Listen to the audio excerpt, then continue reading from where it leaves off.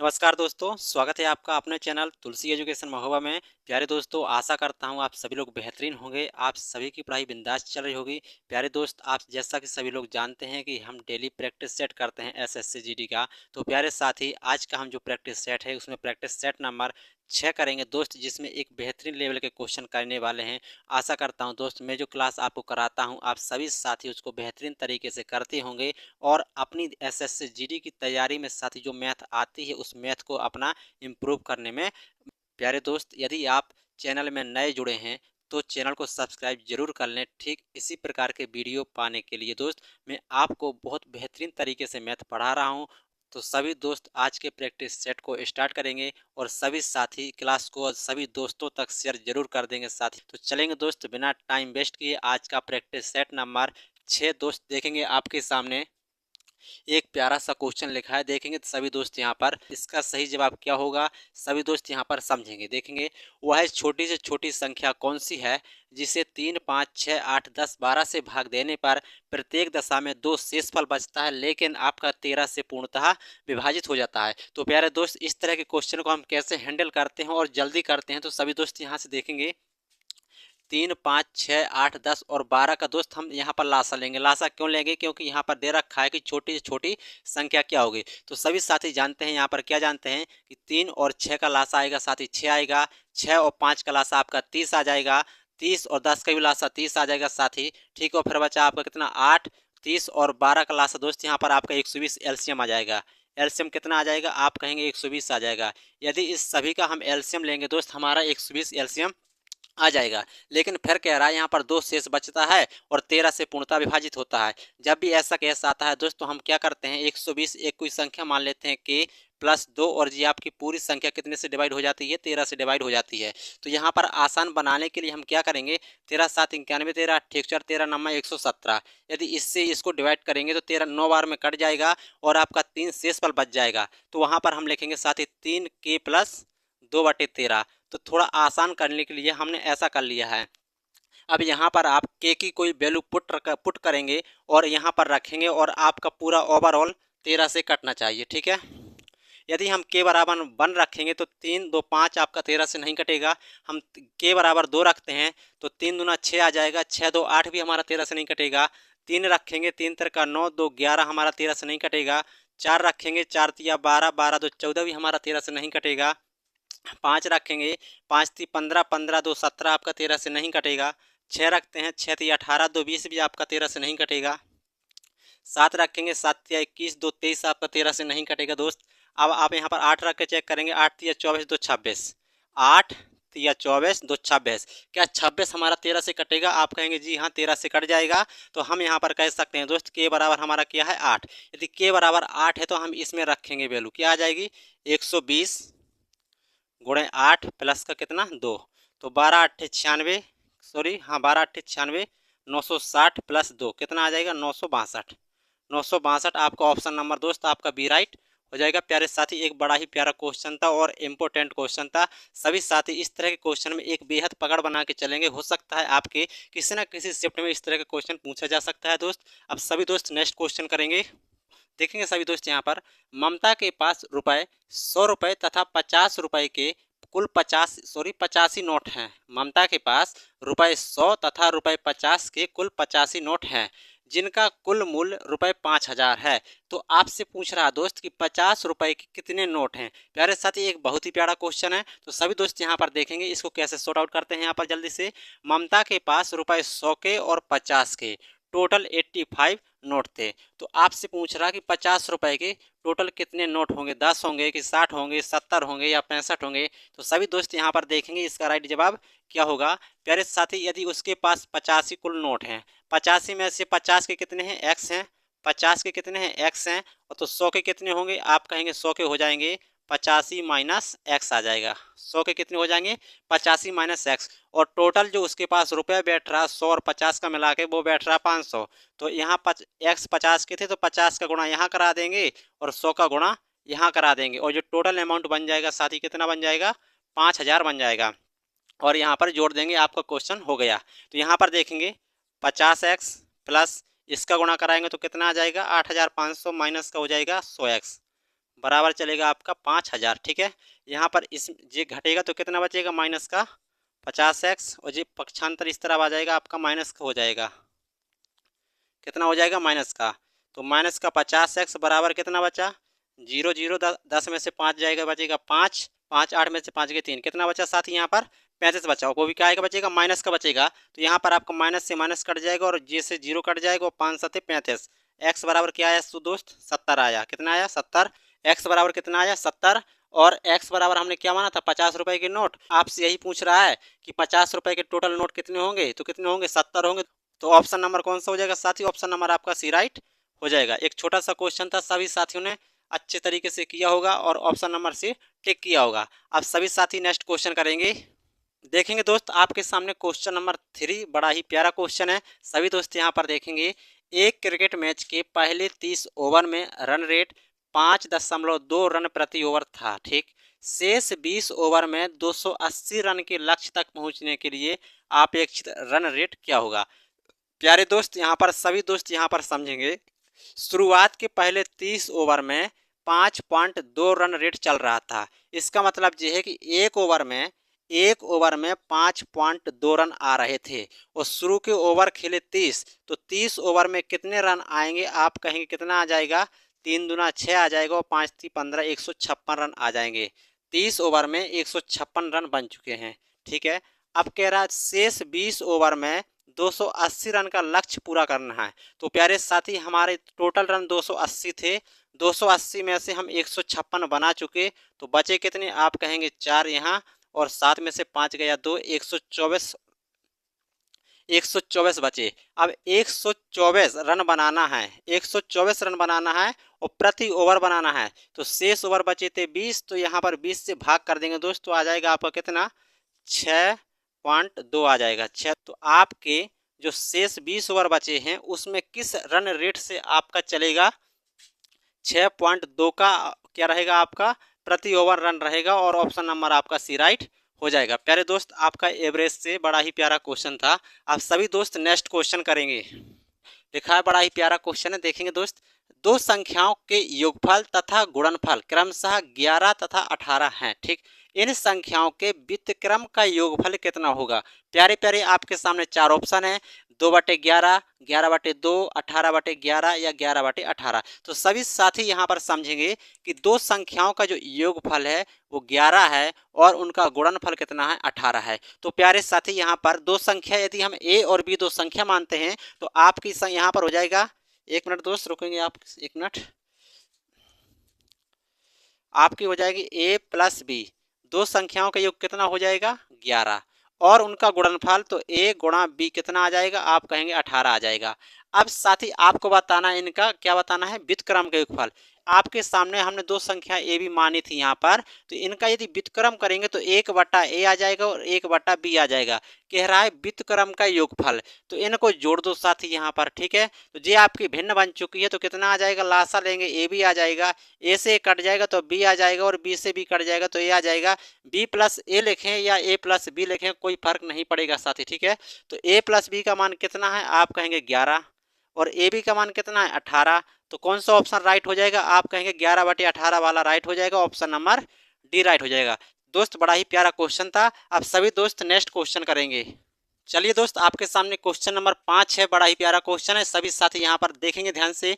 यदि पेन की कीमत 20% कम हो जाती है तो एक आदमी ₹100 में 10 और नए पेन खरीद सकता है, तो प्रत्येक पेन की नई कीमत क्या थी, आपको बताना है प्यारे साथी। बड़ा ही प्यारा क्वेश्चन है, प्रॉफिट एंड लॉस का दोस्त, बड़ा ही प्यारा क्वेश्चन है, तो सभी साथी यहाँ पर समझेंगे। वो प्यारे दोस्त आप वीडियो को सभी दोस्तों तक शेयर जरूर करें और वीडियो को लाइक भी जरूर करें सभी साथी, ठीक है। आपके सामने इस क्वेश्चन का जवाब क्या होगा समझते हैं यहाँ पर सभी दोस्त, यहाँ पर ध्यान से देखेंगे। क्वेश्चन नंबर 5, यदि पेन की कीमत 20% कम हो जाती है, क्या हो जाती है, कम हो जाती है, तो 100 रुपए में 10 और नए पेन खरीदता है, मतलब जब कीमत कम हो चुकी है तो अब ज्यादा पेन खरीदेगा, तो कितने ज्यादा खरीद रहा है, 10 ज्यादा खरीद रहा है, तो कब 10 ज्यादा कब खरीद रहा है, जब 20% कम हुआ, 20% कम हुआ तो कितने ज्यादा खरीद रहा है, आप कहेंगे 10 ज्यादा खरीद रहा है।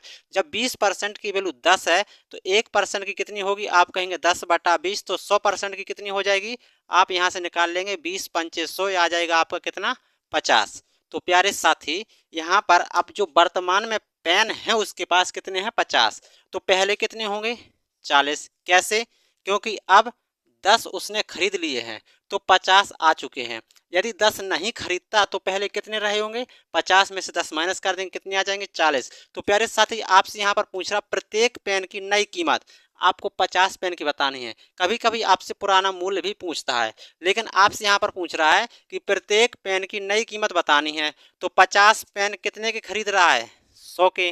तो एक पेन कितने का होगा आप कहेंगे 2 रुपए का होगा। तो ऑप्शन नंबर आपका भी राइट हो जाएगा। लेकिन यदि दोस्त आपसे पूछता कि इसका मूल्य क्या था तो पुराना कितना था 40। तो उस कंडीशन में क्या बनता 40 पेन कितने के खरीदे 100 के।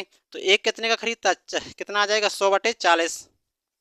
100/40 का आ जाता। तो यहाँ पर हम कह सकते कितना आ जाएगा 5/2 आ जाएगा आपका 2.5 रुपए का पेन पड़ जाएगा। लेकिन आपसे पुराना मूल्य ना पूछ करके आपसे नया मूल्य पूछ रहा, तो यहाँ पर ऑप्शन नंबर कितना हो जाएगा बी राइट हो जाएगा।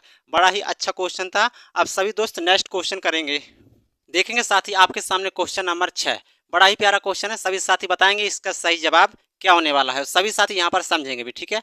एक व्यक्ति ने एक घोड़ा तथा एक गाड़ी 20,000 रुपए में खरीदी, ठीक। उसने घोड़े को 20% लाभ पर तथा गाड़ी को 10% हानि पर बेच दिया।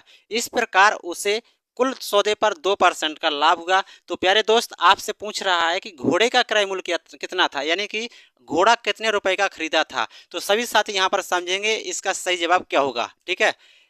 घोड़ा और गाड़ी उसने खरीदे कितने 20,000 में खरीदे, जिसमें से उसने घोड़े को 20% के लाभ पर और गाड़ी को 10% की हानि पर और पूरे सौदे पर उसे 2% का लाभ हुआ। तो प्यारे दोस्त आपके सामने यदि कभी भी आपके सामने इस तरह का क्वेश्चन आता है तो आप वहां पर एलिगेशन लगाएंगे। क्या लगाएंगे एलिगेशन। देखेंगे यहाँ पर, यहाँ लिखते हैं हम घोड़ा, क्या घोड़ा और ये हो जाएगी उसकी गाड़ी, घोड़ा गाड़ी, ठीक है।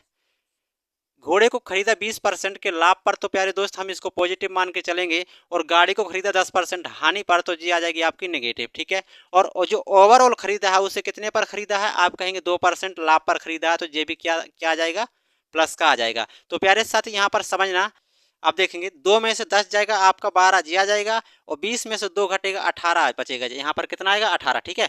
6 से काटेंगे 6 दूना 12 और 6 तिया 18 किस अनुपात में आया आप कहेंगे 2:3 में आया। जी क्रय मूल्य का अनुपात आया। टोटल कितना है यहाँ पर 2 और 3 हो जाएगा 5, टोटल दे रखा आपका 20,000। तो 5 बराबर हो जाएगा 20,000। तो 1 बराबर आ जाएगा कितना आप कहेंगे 4,000। कितना आ जाएगा 4,000। आपको बताना है घोड़े का मूल्य, घोड़े को 20% के लाभ पर कितने पर बेचा 2 पर, 1 बराबर 4,000। तो 2 बराबर कितना आ जाएगा आप कहेंगे 8,000। 2 बराबर 8,000। तो ऑप्शन नंबर आपका सी राइट हो जाएगा। प्यारे साथी बड़ा ही प्यारा क्वेश्चन था आपके सामने। अब सभी दोस्त नेक्स्ट क्वेश्चन करेंगे। चलिए दोस्त आपके सामने क्वेश्चन नंबर 7 है। बड़ा ही प्यारा क्वेश्चन है। प्यारे दोस्त इस क्वेश्चन का सही जवाब क्या होगा देखते हैं। यहाँ पर एक किले में 150 सैनिकों का 50 दिन के लिए भोजन का प्रावधान था, ठीक है। 20 दिन के बाद 50 सैनिक किला छोड़कर जा चुके हैं। तो आपको बताना है बाकी बचा भोजन कितने दिन तक चलेगा। प्यारे साथी का आपके सामने एक अलग ही लेवल का क्वेश्चन है। प्यारे दोस्त देखते हैं इसका सही जवाब क्या होगा। 150 सैनिकों का 50 दिन का भोजन था। तो प्यारे साथी 150 सैनिकों का 50 दिन के लिए भोजन था। तो ये आपका टोटल वर्क हो जाएगा। क्या हो जाएगा टोटल वर्क हो जाएगा, मतलब कुल भोजन इतना था। हम यहाँ टोटल वर्क भी बोल सकते हैं और टोटल भोजन भी बोल सकते हैं। तो आपका यहाँ पर टोटल भोजन आप यहाँ कहेंगे टोटल भोजन 150 दिन का था, ठीक है। कुल भोजन आपका 150 दिन का था, ठीक है। फिर क्या हुआ 20 दिन बाद 50 सैनिक किला छोड़कर जा चुके हैं। तो क्या हम ये कह सकते साथी कि 150 सैनिकों ने 20 दिन तक भोजन खाया होगा। यदि 150 सैनिकों का 50 दिन के लिए भोजन था तो हम कहेंगे 150 सैनिकों ने 20 दिन तक तो भोजन खाया होगा, ठीक है। इतना भोजन खप चुका। तो क्या हम कह सकते हैं आगे कि 150 सैनिकों का अब 30 दिन का भोजन बचा होगा। तो ये हो जाएगा आपका शेष भोजन। क्या हो जाएगा शेष भोजन हो जाएगा। 150 सैनिकों का शेष दिन का भोजन आ जाएगा।